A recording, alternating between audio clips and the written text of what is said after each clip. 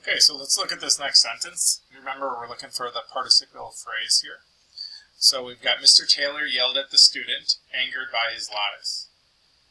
Participial phrases, in general, are either going to be past or present.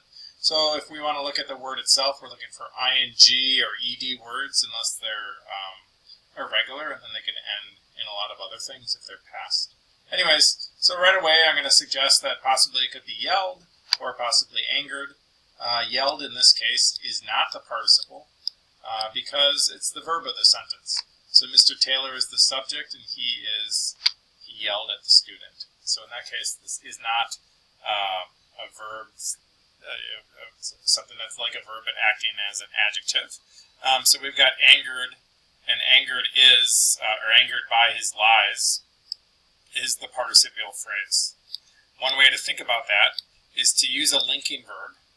So to say, Mr. Taylor was angered by his lies, and because linking verbs often will connect the subject and a noun and an adjective, that's a good sign that this phrase right here is operating as an adjective.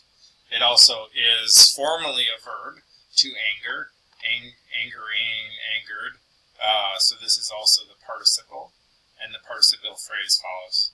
One little thing, kind of an extra twist on this. This comma is kind of an interesting part of participial phrases. If the participial phrase comes at the end of the sentence, which in this case it does, if it's not immediately preceded by the thing that it's modifying, then you usually have a comma. So in this case, the student is not angered by his lies. Okay? If it said, Mr. Taylor yelled at the student, frightened by his voice, then we wouldn't use a comma because the participial phrase is referring to the thing right before it. But because angered by his lies is modifying Mr. Taylor, we need a comma. So the rule for comma usage in participial phrases is that if the participial phrase is immediately preceded by the thing it modifies, no comma.